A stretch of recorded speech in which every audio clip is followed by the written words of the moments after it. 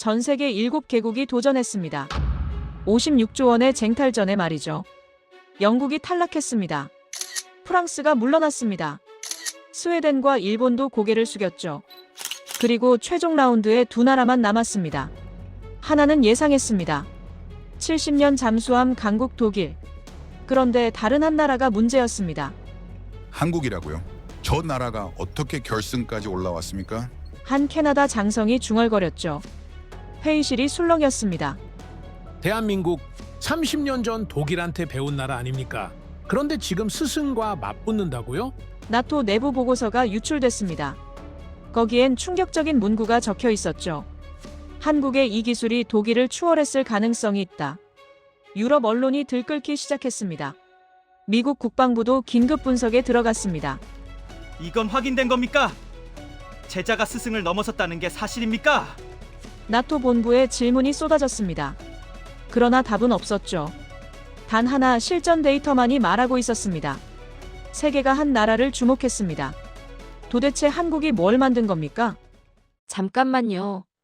좋아요 한번 꾹 눌러주세요. 더 힘내볼게요. 자, 그럼 시작할게요. 3주였습니다. 산소 보급도 식량 보급도 없이 바다 밑에서 버텨야 하는 시간이죠. 6,475km 항속거리, 왕복하면 15,000km. 캐나다가 요구한 건 잠수함이 아니라 바닷속 요새였습니다. 회의실에서 두 개의 제안서가 테이블 위에 놓였습니다. 저는 첫 번째 나라는 짐작했습니다. 두 번째를 보는 순간 손이 떨렸습니다. 저는 리처드 맥케이입니다. 전직 캐나다 해군 중령이죠. 25년을 바다 밑에서 살았습니다. 잠수함 작전이라면 뭐든 안다고 자부했습니다. 북극해 얼음 밑, 태평양 심해, 그 어디든 제 무대였죠. 퇴역 후엔 국방부 산하해양안보 자문위원으로 일했습니다. 그리고 올해 초 저는 캐나다 역사상 최대 규모 잠수함 사업 심사단에 합류했습니다. 56조 원이었습니다. 6척의 잠수함을 도입하는 사업이었죠. 북극해와 태평양을 동시에 지배할 함정이 필요했습니다. 러시아의 위협, 중국의 팽창, 북극 항로 분쟁. 캐나다는 절박했습니다. 여름이었습니다. 오타와 국방부 회의실. 7개국이 도전했습니다. 영국, 프랑스, 스웨덴, 일본. 쟁쟁한 나라들이었죠. 그런데 최종 라운드에 오른 건 단 두 나라였습니다. 사령관이 스크린을 켰습니다. 첫 번째 국기가 떴습니다. 독일. 당연했습니다. 세계 최강 잠수함 국가죠. 212급, 214급으로 전 세계 바다를 장악한 나라입니다. 회의실의 고개가 끄덕여졌습니다. 그런데 두 번째 국기를 보는 순간 공기가 멈췄습니다. 태극기였습니다. 대한민국. 저는 눈을 의심했죠. 한국이라고요? 회의실이 술렁이기 시작했습니다. 누군가 속삭였습니다. 독일한테 배운 나라 아닙니까? 맞습니다.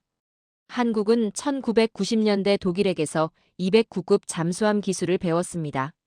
면허 생산이었죠. 제자였습니다. 그 제자가 지금 스승과 결승을 치른다는 겁니까? 저는 냉소적으로 웃었습니다. 잠수함은 배터리 기술만으로 되는 게 아니죠.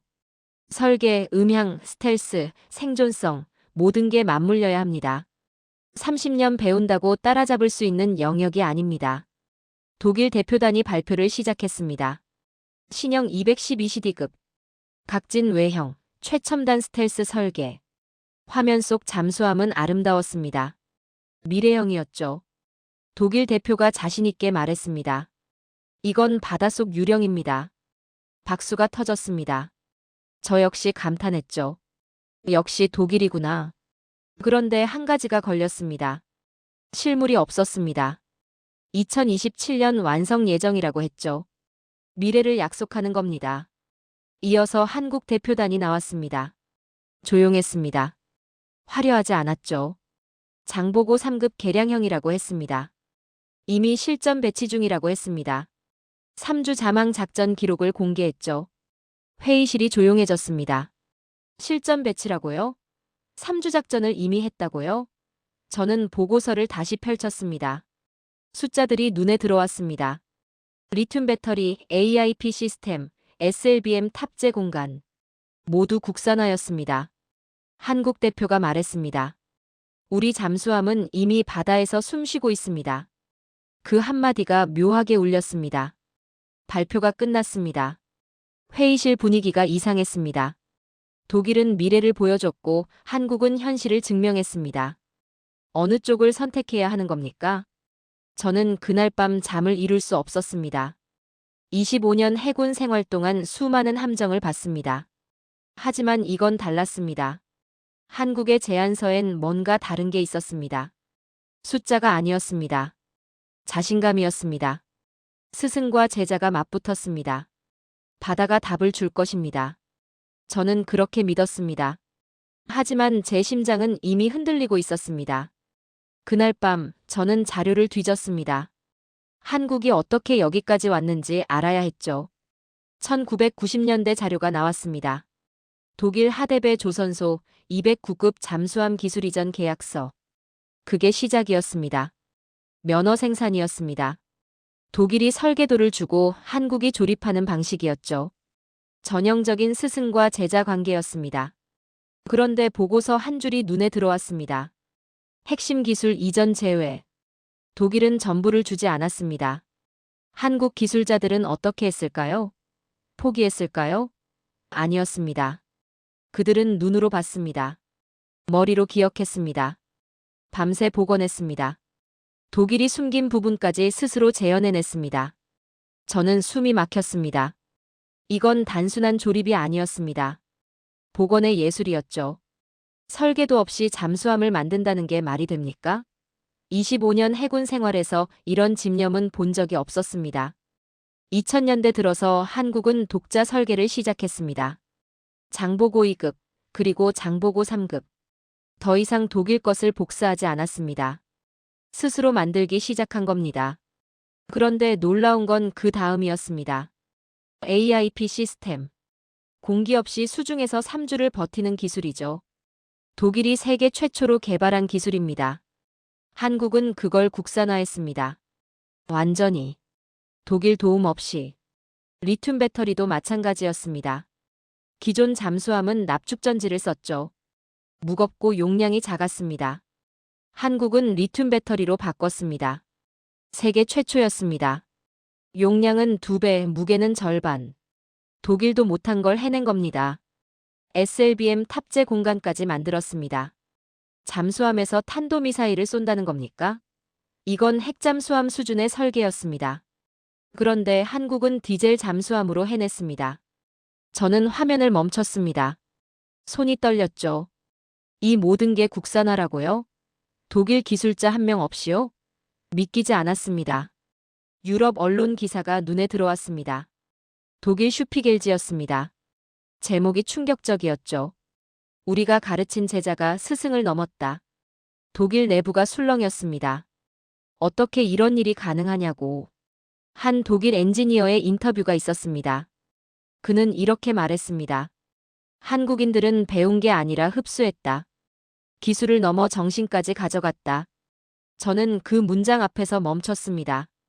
이제는 배웠다가 아니라 만들었다고 해야 맞습니다. 한국은 더 이상 제자가 아니었습니다. 동등한 경쟁자였습니다. 아니, 어쩌면 앞서 있을지도 모릅니다. 회의실 장면이 떠올랐습니다. 독일 대표단과 한국 대표단이 나란히 앉아있던 모습. 스승의 얼굴엔 자신감이 있었습니다. 제자의 얼굴엔 침착함이 있었습니다. 저는 창밖을 바라봤습니다. 오타와의 밤하늘이 고요했습니다. 내일 다시 회의가 있습니다. 기술 검증 단계죠. 독일과 한국 둘 중 하나를 골라야 합니다. 25년 바다에서 배운 게 있습니다. 바다는 거짓말하지 않는다는 것. 기술은 숫자로 증명된다는 것. 그리고 진짜는 결국 드러난다는 것. 한국이 진짜일까요? 아니면 잘 포장된 허세일까요? 저는 아직 확신할 수 없었습니다. 하지만 한 가지는 분명했습니다. 내일의 검증이 모든 걸 가를 것이라는 것. 스승과 제자의 대결. 바다가 심판할 것입니다. 저는 그 현장에 있을 것입니다. 그리고 진실을 목격할 것입니다. 다음 날 아침이었습니다. 회의실 공기가 달랐습니다. 어제는 발표였죠. 오늘은 검증입니다. 숫자와 데이터로 증명하는 시간이었습니다. 거짓말은 통하지 않습니다. 캐나다 해군 사령관이 서류를 펼쳤습니다. 요구사항을 다시 한번 읽었죠. 6,475km 단일 항속거리, 3주 수중 작전 능력, 북극해 얼음 및 작전 가능, 승조원 50명 이상 수용, 왕복 작전 포함 실질 15,000km 작전 반경. 사령관이 말했습니다. 이건 잠수함이 아니라 바닷속 기지입니다. 나토 내부에서도 불가능하다고 했죠. 하지만 캐나다는 이게 필요합니다. 북극 항로를 지키려면 말입니다. 독일 측이 먼저 자료를 제출했습니다. 212CD급 설계도였습니다.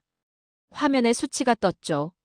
이론상 항속거리 7,000km, 수중작전 시간 최대 4주, 스텔스 성능 세계 최고. 완벽해 보였습니다. 그런데 한 장교가 질문했습니다. 실측 데이터는 있습니까? 독일 대표가 잠시 멈칫했습니다. 2027년 완성 예정입니다. 시뮬레이션 결과입니다. 회의실이 조용해졌습니다. 저는 펜을 내려놨습니다. 시뮬레이션이라고요? 25년 바다에서 배운 게 있습니다. 시뮬레이션은 완벽합니다. 하지만 바다는 예측 불가입니다. 파도, 조류, 수온, 염도. 모든 게 변수죠. 독일 대표가 말을 이었습니다. 각형 선체 설계로 음파 반사를 최소화했습니다. 신소재 외피로 소음을 제로에 가깝게 만들었죠. 혁신적입니다. 아름답습니다. 그런데 저는 불안했습니다. 너무 완벽했습니다. 이어서 한국 측 차례였습니다. 화면에 장보고 3급 배치 현황이 떴습니다. 1번함 도산 안창호함, 2번함 안무함, 3번함 신채호함. 이미 실전 배치 중이었습니다. 실물이 있다는 겁니까? 한국 대표가 서류를 내밀었습니다. 실제 작전 기록이었습니다. 2023년 8월 도산 안창호함 3주 자망 작전. 출항부터 귀향까지 전 과정 데이터였죠. 배터리 소모율, 산소 재생률, 식량 소비량, 승조원 건강 상태. 모든 게 기록돼 있었습니다. 회의실이 술렁였습니다. 저는 서류를 받아들었습니다. 손이 떨렸죠. 21일 수중 작전 완료. 배터리 잔량 27%. 모든 시스템 정상. 승조원 전원 건강 이상 무. 이건 진짜였습니다. 한국 대표가 추가 자료를 공개했습니다. AIP 시스템 작동 기록이었습니다. 산소 없이 3주를 버텼다는 증거였죠. 리튬 배터리 충방전 사이클 데이터도 있었습니다. 5,000회 이상 테스트 완료. 독일도 놀란 숫자였습니다. 캐나다 장교 한 명이 질문했습니다. 거주성은 어떻습니까? 3주를 물밑에서 버티려면 승조원 생활 환경이 중요하죠. 한국 대표가 영상을 틀었습니다. 장보고 3급 내부 영상이었습니다. SLBM 경납 공간을 활용한 냉동 창고. 신선식품 보관이 가능했습니다. 개인 침상, 샤워실, 심지어 작은 운동 공간까지. 독일 설계보다 넓었습니다. 독일 대표 얼굴이 굳었습니다. 저는 그 표정을 놓치지 않았죠. 그들도 알았습니다. 한국이 예상보다 훨씬 앞서 있다는 걸. 수치 비교가 시작됐습니다. 스크린에 두 잠수함 스펙이 나란히 떴습니다. 독일 212CD급 대 한국 장보고 3급 개량형. 항속거리, 자망시간, 스텔스 성능, 무장 능력. 하나하나 비교했습니다. 놀라운 건 한국이 밀리지 않았다는 겁니다. 아니, 일부 항목에선 앞섰습니다. 리튬 배터리 용량, 수중 작전 시간, 거주성. 그리고 결정적으로 실전 검증 여부. 한국이 압도했습니다. 한 독일 관계자가 항변했습니다. 우리 신형은 더 미래지향적입니다. 한국 대표가 조용히 답했습니다. 우리는 이미 현재형입니다. 그 한마디가 회의실을 눌렀습니다. 저는 보고서를 덮었습니다. 25년 해군 인생에서 이런 반전은 처음이었습니다. 스승이 미래를 약속했고 제자는 현실을 증명했습니다. 어느 쪽이 더 믿을 만합니까? 캐나다는 지금 당장 필요합니다. 2027년을 기다릴 여유가 없습니다. 북극해는 지금 이 순간에도 위협받고 있죠. 러시아 잠수함이 움직이고 있습니다. 회의가 끝났습니다. 독일 대표단은 침묵했습니다. 한국 대표단은 담담했습니다. 저는 복도에 홀로 남았습니다. 창밖으로 오타와 거리가 보였죠. 25년 전 제가 첫 잠수함에 탑승했을 때가 떠올랐습니다. 북극해 얼음 밑이었죠. 그때 선배가 말했습니다. 바다는 거짓말하지 않는다. 진짜만 살아남는다. 오늘 저는 진짜를 봤습니다. 한국의 데이터는 거짓이 없었습니다. 숫자는 명확했습니다. 영상은 진실했습니다. 이건 기술이 아니었습니다. 신념이었습니다. 그날 밤 저는 보고서를 작성하기 시작했습니다. 캐나다 국방부에 제출할 평가서였죠. 펜을 들었지만 쉽게 쓰이지 않았습니다. 이 한 장의 보고서가 56조 원의 운명을 결정합니다. 독일과 한국, 스승과 제자, 미래와 현실. 저는 무엇을 선택해야 합니까? 아니, 이미 답은 나와 있었습니다. 바다가 말해줬습니다. 검증된 것이 이긴다고. 사흘이 지났습니다. 최종 기술평가 회의가 열렸죠. 이번엔 단순 비교가 아니었습니다. 실전 시뮬레이션이었습니다. 북극해 작전 상황을 가정했죠. 캐나다가 가장 중요하게 보는 부분이었습니다. 시나리오가 공개됐습니다. 러시아 잠수함 추적 임무. 북극해 얼음 밑 6,000km 침투. 3주간 은밀 작전. 적 탐지 없이 정보 수집 후 귀환. 실패하면 국제 분쟁입니다. 성공하면 안보 확보죠. 독일 팀이 먼저 시뮬레이션을 시작했습니다. 212CD급 가상 운용이었습니다. 화면에 각형 선체가 떴죠. 스텔스 코팅이 빛났습니다. 아름다웠습니다. 마치 예술품 같았죠. 시뮬레이션이 진행됐습니다. 1주차 순항, 2주차 목표 지점 도달, 3주차 정보 수집 완료. 모든 게 완벽했습니다. 배터리 잔량 35%, 산소 여유분 충분. 독일 대표가 자신있게 웃었습니다. 그런데 캐나다 기술관이 질문했습니다. 북극 수온 변화는 반영했습니까? 영하 2도 해수에서 배터리 효율이 떨어지지 않습니까? 독일 대표가 잠시 말을 멈췄습니다. 이론상으론 문제 없습니다. 이론상이라고요? 저는 고개를 저었습니다. 북극해는 이론이 통하지 않습니다. 25년 전 제가 처음 북극 작전에 투입됐을 때가 떠올랐죠. 영하 40도 한파, 얼음 두께 3m. 계기판이 얼어붙었습니다. 시뮬레이션엔 없던 일이었죠. 이어서 한국팀 차례였습니다. 장보고 3급 실전 데이터 기반 시뮬레이션이었습니다. 화면에 실제 작전 영상이 함께 떴습니다. 2023년 겨울 훈련 기록이었죠. 동해 영하 수온 작전이었습니다. 영상이 재생됐습니다. 함내 모습이었습니다. 승조원들이 침착했습니다. 계기판이 정상 작동했죠. 2주차 배터리 소모율 예상치와 일치. 3주차 잔량 27%로 귀환. 실제 데이터였습니다. 한국 대표가 설명했습니다. 리튬 배터리는 영하 수온에서도 효율이 85% 이상 유지됩니다. 이미 검증됐습니다. AIP 시스템은 극한 환경에서 테스트 완료했죠. 북극해 작전 가능합니다. 회의실이 조용해졌습니다. 독일은 미래를 시뮬레이션했고 한국은 과거를 증명했습니다. 어느 쪽이 더 신뢰할 만합니까? 답은 명백했습니다. 그런데 독일 측에서 반격이 나왔습니다. 한 관계자가 말했습니다. 한국은 나토 회원국이 아닙니다. 보안 문제가 있지 않습니까? 기술 공유 체계는 어떻게 됩니까? 순간 공기가 차갑게 식었습니다. 이건 기술 논쟁이 아니었습니다. 정치였습니다. 나토 카드를 꺼낸 겁니다. 교묘했습니다. 기술로는 못 이기니까 관계를 들먹인 거죠.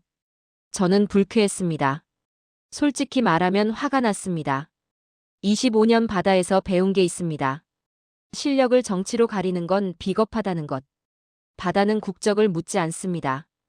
기술만 묻죠. 한국 대표가 침착하게 답했습니다. 캐나다와 한국은 이미 방산 협력 관계입니다. KFX 사업에서 함께했죠. 상호 신뢰가 쌓여 있습니다. 나토 비회원이지만 나토 파트너국입니다. 문제 없습니다. 캐나다 사령관이 고개를 끄덕였습니다. 실제로 한국과는 이미 여러 협력 사례가 있었죠. 훈련, 정보 공유, 기술 교류. 독일의 주장은 약했습니다. 회의가 계속됐습니다. 거주성 비교가 나왔습니다. 3주를 물밑에서 버티려면 승조원 건강이 중요하죠. 독일은 신형 공기 정화 시스템을 제시했습니다. 한국은 실제 승조원 건강검진 결과를 냈습니다. 한국 자료가 충격적이었습니다. 21일 작전 후 승조원 전원 건강 이상 무. 체중 감소 평균 1.5kg. 정신건강검사 정상. 심지어 식단표까지 공개했습니다. 냉동 한식, 신선 야채, 과일까지. 이게 가능하다고요? 독일 대표가 당황했습니다. 어떻게 신선식품을 3주간 보관합니까? 한국 대표가 답했습니다. SLBM 경납 공간을 냉동 창고로 활용합니다. 미사일 탑재 안 할 때는 생활 공간이 됩니다. 독일 설계엔 없는 유연성이었습니다. 저는 메모를 멈췄습니다. 이건 단순한 기술 경쟁이 아니었습니다. 철학의 차이였죠. 독일은 완벽한 무기를 만들었습니다. 한국은 사람이 사는 배를 만들었습니다. 회의가 끝나갈 무렵이었습니다. 마지막 질문이 나왔습니다. 가격과 납기는 어떻습니까? 독일이 먼저 답했습니다. 척당 9천억 원, 2027년부터 순차 인도. 한국이 답했습니다. 척당 7,500억 원, 2026년부터 인도 가능. 회의실이 술렁였습니다. 가격도 저렴하고 납기도 빠릅니다. 게다가 이미 검증됐습니다. 선택이 명확해지고 있었습니다. 회의가 끝났습니다. 복도로 나왔습니다. 독일 대표단이 심각한 표정으로 모여 있었습니다. 한국 대표단은 차분히 서류를 정리했습니다. 저는 그 대비가 인상적이었습니다. 그날 밤 저는 최종 보고서를 썼습니다. 기술평가, 실전성, 가격, 납기. 모든 항목에서 한국이 우위였습니다. 펜이 저절로 움직였죠. 결론은 하나였습니다. 일주일이 지났습니다. 캐나다 국방부 내부가 술렁였죠. 심사단 보고서가 올라갔습니다. 기술위원회 평가도 완료됐습니다. 이제 정치의 영역으로 넘어갔습니다. 그런데 이상한 일이 벌어졌습니다. 독일 대사관에서 캐나다 국방부로 연락이 왔습니다. 나토 결속을 강조하는 내용이었죠. 유럽 동맹의 중요성을 언급했습니다. 기술이 아니라 관계를 말하고 있었습니다. 저는 그 보고를 받고 한숨을 쉬었습니다. 결국 이렇게 되는군요. 기술로 못 이기니까 정치로 압박하는 겁니다. 25년 해군 생활에서 이런 일을 수없이 봤습니다. 진실이 정치에 묻히는 순간을 말이죠. 언론도 움직이기 시작했습니다. 유럽 언론들이 일제히 보도했습니다. 캐나다는 나토 회원국이다. 한국은 아니다. 안보 협력은 동맹 관계에서 나온다. 교묘한 논리였습니다. 회의실에서 고위 장성들이 모였습니다. 분위기가 무거웠죠.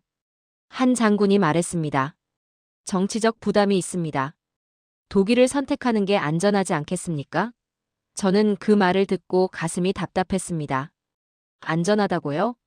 검증 안 된 잠수함이 안전합니까? 2027년에나 받을 배가 안전합니까? 지금 당장 북극해를 지켜야 하는데 말입니다. 저는 입을 열었습니다. 사령관님, 바다는 정치를 모릅니다. 회의실이 조용해졌습니다. 제가 계속 말했죠. 저는 25년을 바다에서 살았습니다.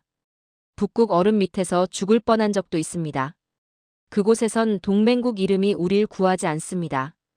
기술이 구합니다. 한국은 검증됐습니다. 실전 데이터가 있습니다. 독일은 약속만 있습니다.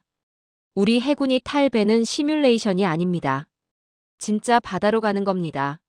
선택은 명백합니다. 사령관이 고개를 끄덕였습니다. 하지만 정치권의 압력을 무시할 순 없었죠. 다음 주에 최종 결정이 난다고 했습니다. 저는 회의실을 나왔습니다.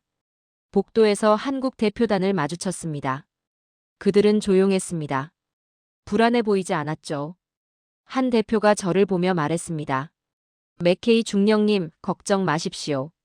진실은 결국 이긴다고 배웠습니다. 저는 그 말에 멈칫했습니다. 누구한테 배웠습니까? 그가 미소 지었습니다. 바다한테요. 저는 아무 말도 할 수 없었습니다.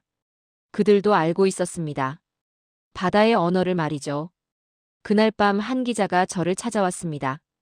인터뷰 요청이었습니다. 캐나다 최대 방송사 기자였죠.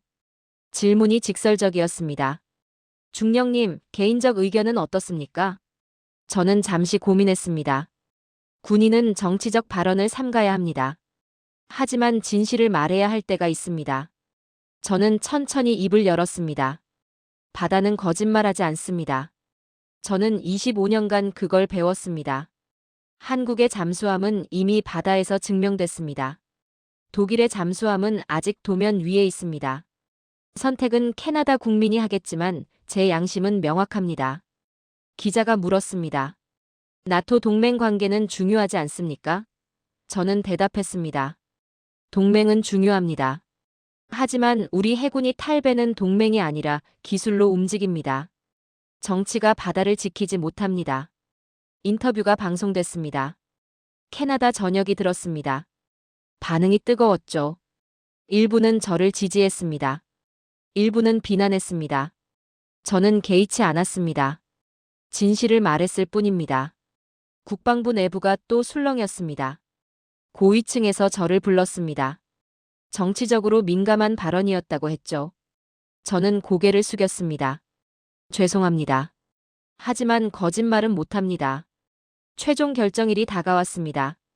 일주일 뒤였습니다. 그 일주일이 1년같이 길었습니다. 저는 매일 밤 북극해를 떠올렸습니다. 얼음 밑에서 작전하던 날들을 말이죠.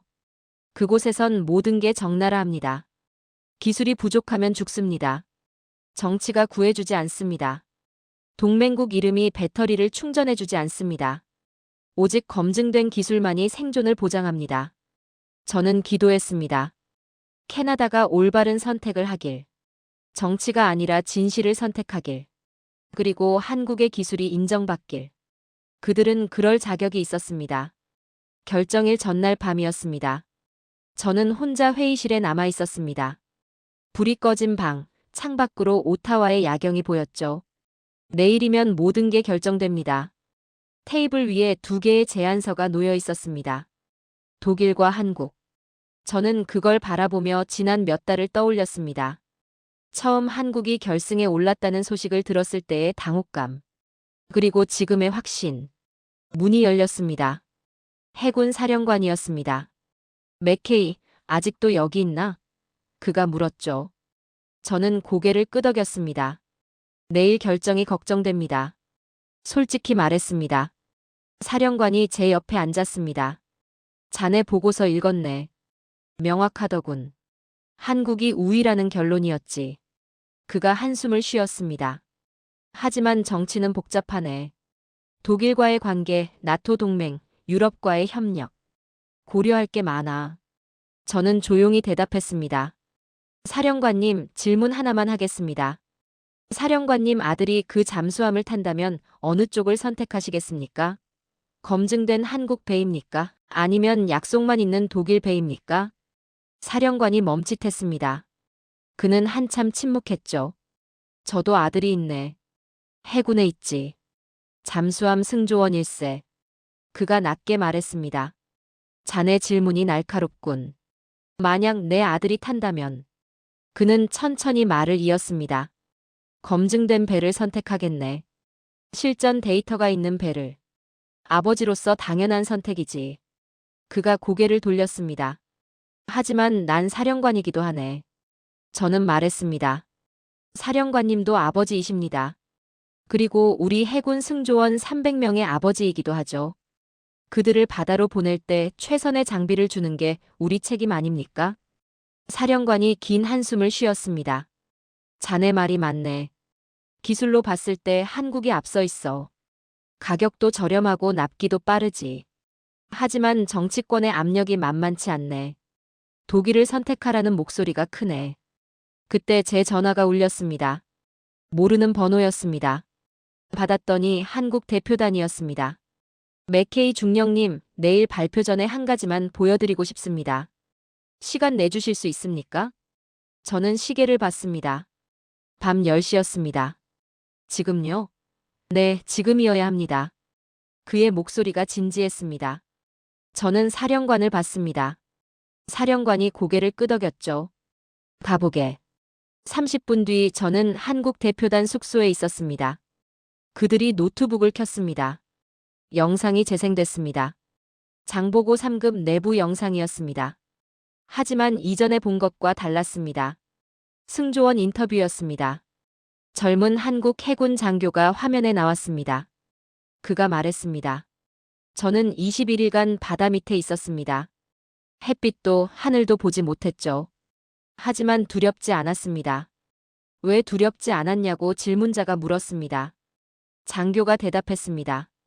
이 배를 만든 사람들을 믿었기 때문입니다. 설계자, 엔지니어, 용접공 모두가 최선을 다했다는 걸 알았습니다. 이 배는 돈으로 만든 게 아닙니다. 신념으로 만들었습니다. 저는 화면을 멈출 수 없었습니다. 다른 승조원들도 나왔습니다. 한 베테랑 부사관이 말했습니다. 30년 전 우리는 독일한테 배웠습니다. 하지만 배운 건 기술만이 아니었습니다. 완벽을 추구하는 정신을 배웠습니다. 우리는 독일의 제자였습니다. 그가 계속 말했습니다. 하지만 이제는 다릅니다. 우리가 배운 걸 넘어섰습니다. 스승을 존경하지만 두려워하지 않습니다. 우리도 이제 바다를 압니다. 영상이 끝났습니다. 한국 대표가 말했습니다. 맥케이 중령님, 우리는 기술만 파는 게 아닙니다. 30년간 쌓은 신념을 팝니다.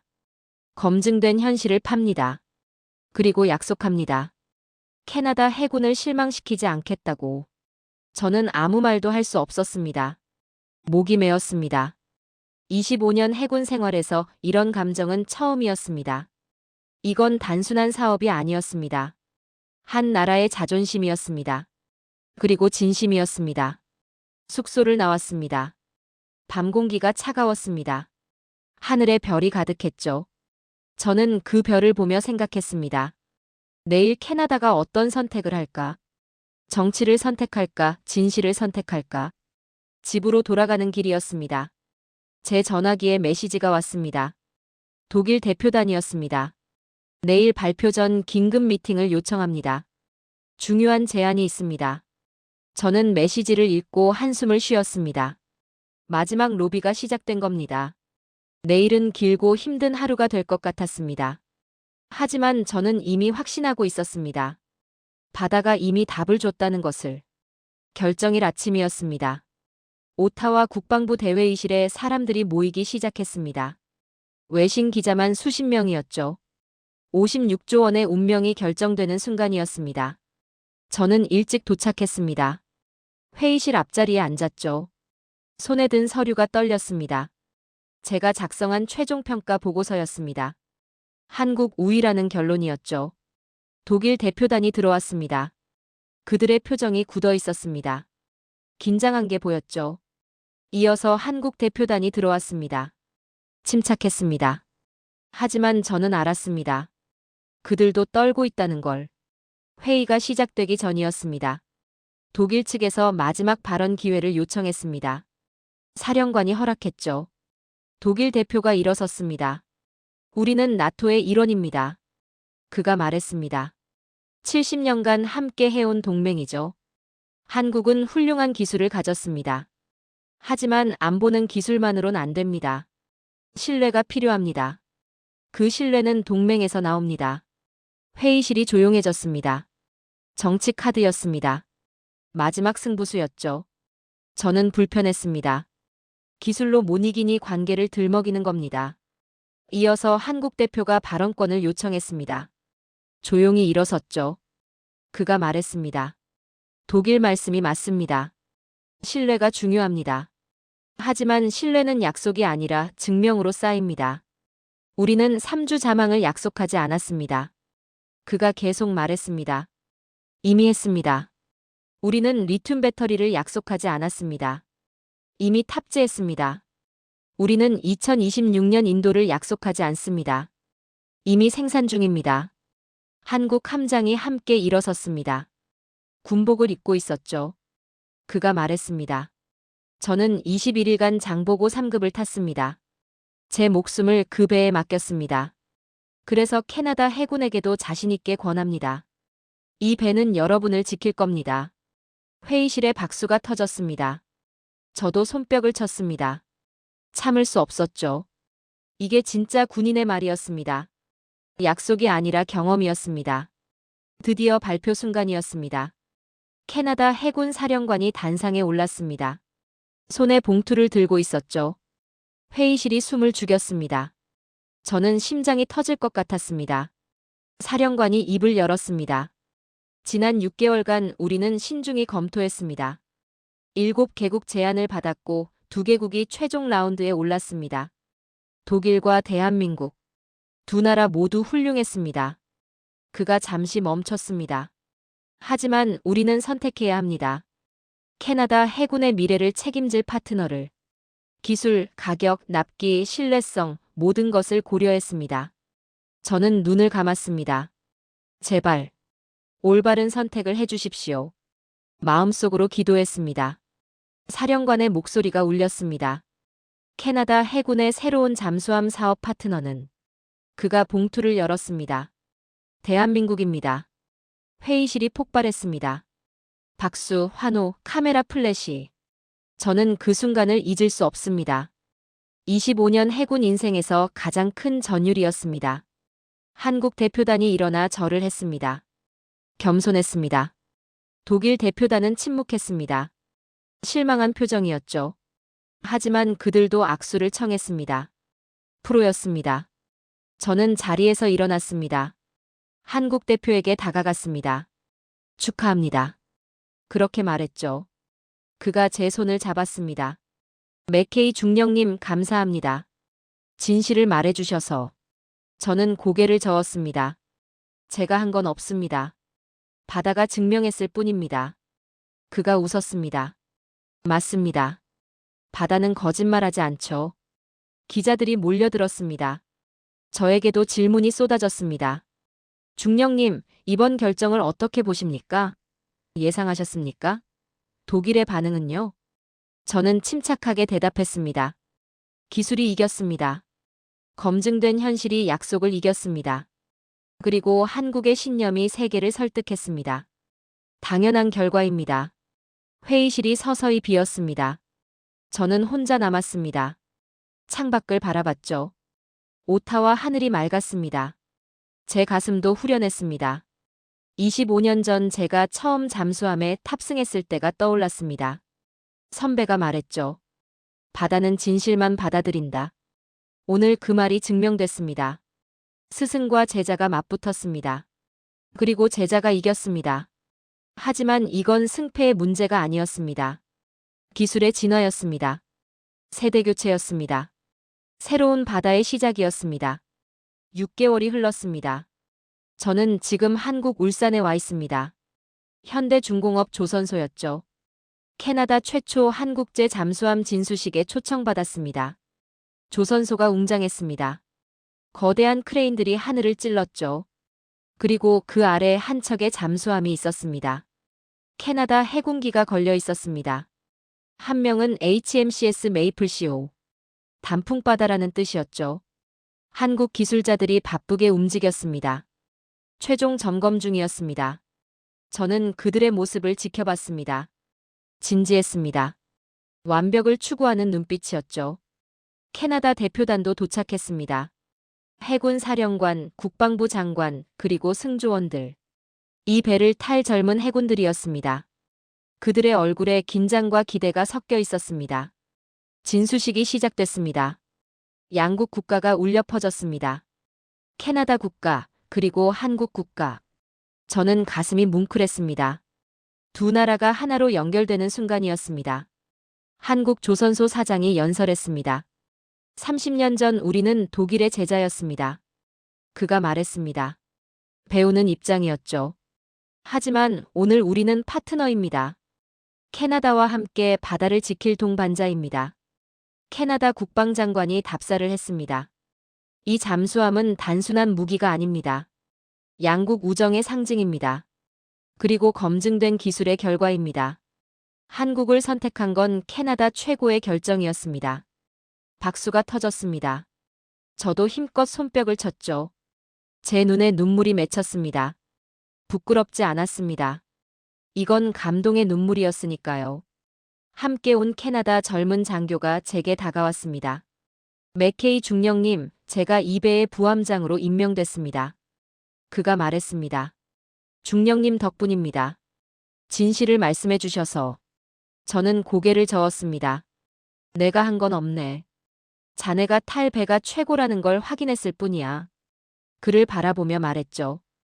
이 배를 믿게. 한국 사람들이 자네 목숨을 지킬 배를 만들었어. 진수 순간이 왔습니다. 거대한 크레인이 잠수함을 들어올렸습니다. 천천히 물로 내려갔죠. 물보라가 일었습니다. 태극기와 캐나다 국기가 함께 휘날렸습니다. 저는 그 광경을 보며 생각했습니다. 6개월 전 회의실에서의 긴장감, 독일과 한국의 대결, 그리고 오늘의 이 감동. 모든 게 주마등처럼 스쳐 지나갔습니다. 진수식이 끝나고 만찬이 있었습니다. 그곳에서 독일 언론 기사를 봤습니다. 제자가 스승을 넘어선 날이라는 제목이었죠. 독일도 인정했습니다. 한국이 이제 세계 최고 수준이라고. 실제로 이후 반응이 뜨거웠습니다. 노르웨이가 한국 잠수함에 관심을 보였습니다. 인도도 협상을 시작했죠. 폴란드도 문의했습니다. 세계가 한국 기술을 주목하기 시작했습니다. 만찬장에서 한국 대표를 다시 만났습니다. 그가 말했습니다. 맥케이 중령님, 중령님은 우리의 은인입니다. 진실을 증언해 주셨죠. 저는 웃으며 답했습니다. 난 진실을 말했을 뿐이네. 바다가 증명했고. 그날 밤 저는 부산 해변을 걸었습니다. 바다가 고요했습니다. 파도 소리가 들렸죠. 25년간 제가 사랑한 바다였습니다. 그 바다가 오늘 제게 말해줬습니다. 진실은 결국 이긴다고. 한국이라는 나라를 다시 봤습니다. 30년 전 배우던 나라. 이제는 가르치는 나라. 제자에서 스승으로. 그 변화가 경이로웠습니다. 캐나다로 돌아가는 비행기 아니었습니다. 저는 마지막 칼럼을 썼습니다. 군사 전문지에 기고할 글이었죠. 제목은 바다의 제자, 새로운 스승이 되다였습니다. 마지막 문장을 이렇게 썼습니다. 나는 그날 한국의 잠수함에서 인간의 한계를 봤다. 그리고 그것이 희망이었다. 바다는 모든 것을 삼킨다. 그러나 오늘 한 이름은 남았다. 대한민국.